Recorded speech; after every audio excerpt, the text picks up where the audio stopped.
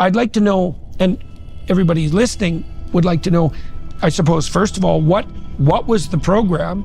And then why did you submit it to a clinical trial? And how did you get scientists to participate in that? Well, you took that complexity and made it equally complex. Yeah, thank you, sir. Thank you. I appreciate it.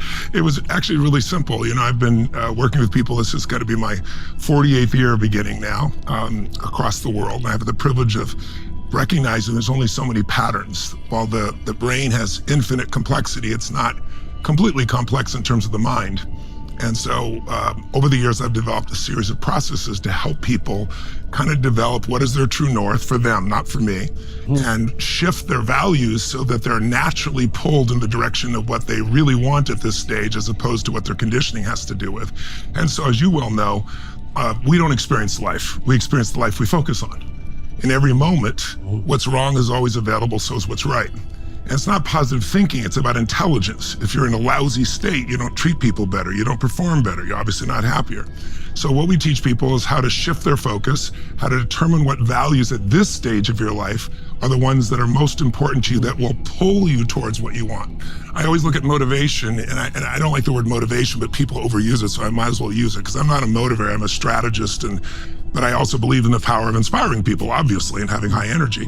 But you know, there's two types of motivation. There's push motivation, as I'm sure you know. That's where you're using willpower and making yourself do it.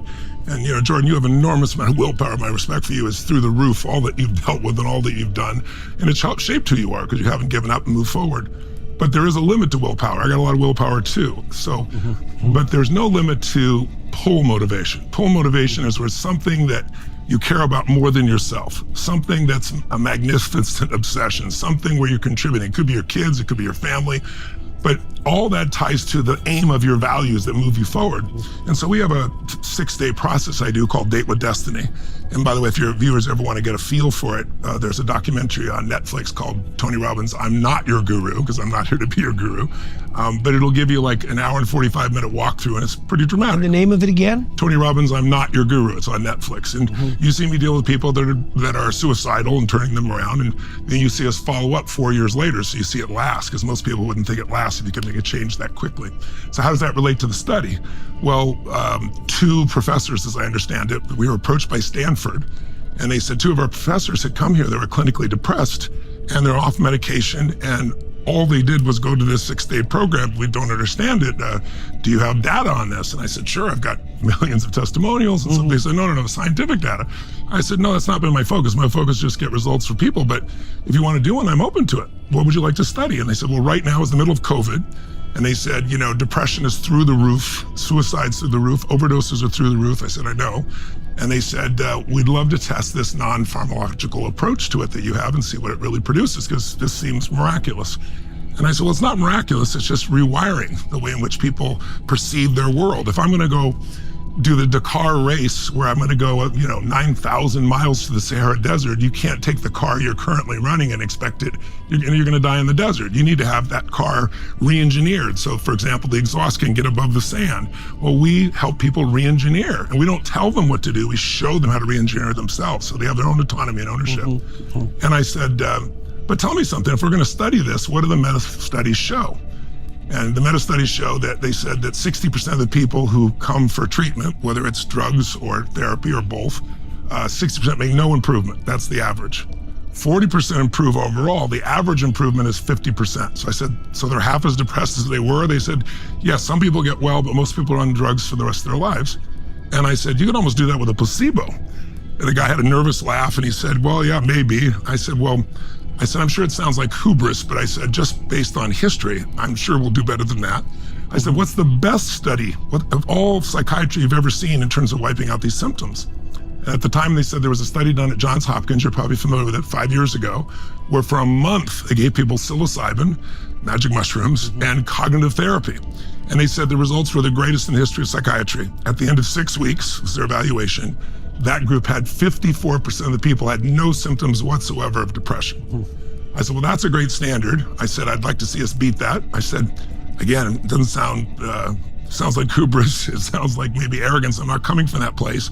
I just think our numbers will be significantly higher, but we'll see. You design the program. So they designed it, and as you said, they had a separate group that was just like they did for Johns Hopkins, test group that didn't have my work. They had gratitude journaling. They did various other things.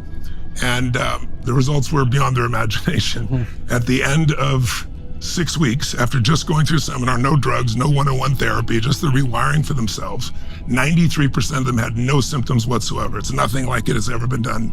And they published it in the Journal of Psychiatry. Do you have any idea, has there been any longer-term follow-up? Yes, there has been. Oh, there has? Yes, yeah. And 7% of the people still improved, but they didn't completely eliminate their symptoms. But here's the best part. 19% came in with suicidal ideation, 0 suicidal ideation afterwards, which is what I've seen over and over the decades. So they followed up a year later, and they found 52% increase in positive emotions, 71% decrease in negative emotions. A year later. And now they've done additional studies. They just did a 1-year study with 1,500 people. So you can appreciate this. Oh, is that right? It's like a biggest study you can imagine, 750 in each group. And this one is on engagement in business and in life, because right now, since COVID, the engagement levels have gone through the floor. You're probably familiar with it. They have 3 measurements. One is, are you engaged? And engagement equals EBITDA, or equals profit in companies. You can see a direct relationship, definitely. Right?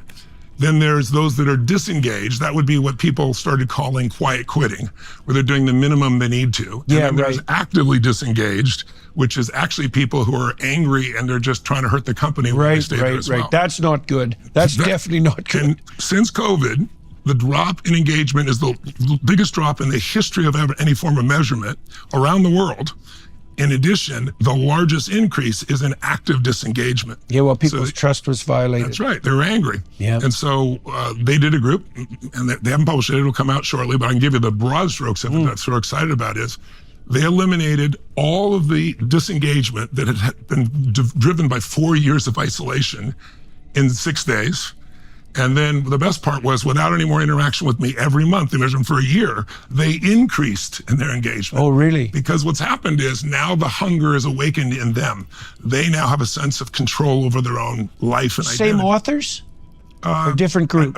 Some of the same authors, some and additional group as well. UCLA, and that big a difference in group size? Yes. Because one of the criticisms of the study, obviously, was that there was a small number of people. Yes, but not small by most averages, as you know, right? So well, clinical studies are very, very difficult to do. Exactly so it's very easy to criticize a study for having a small number, but it's very difficult to run a better study.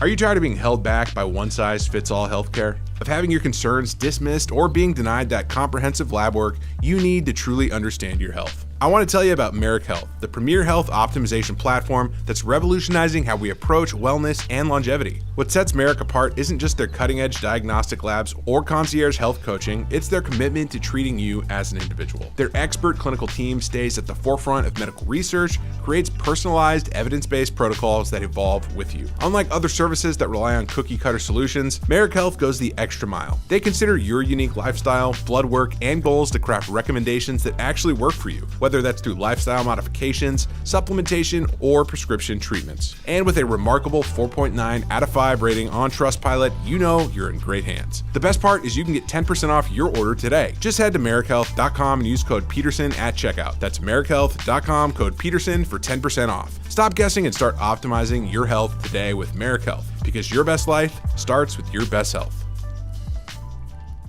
Right. And they've also done a study where a separate one that they published in a different journal that I can get to you, which was about the teaching style, because what they wanted to figure out is how.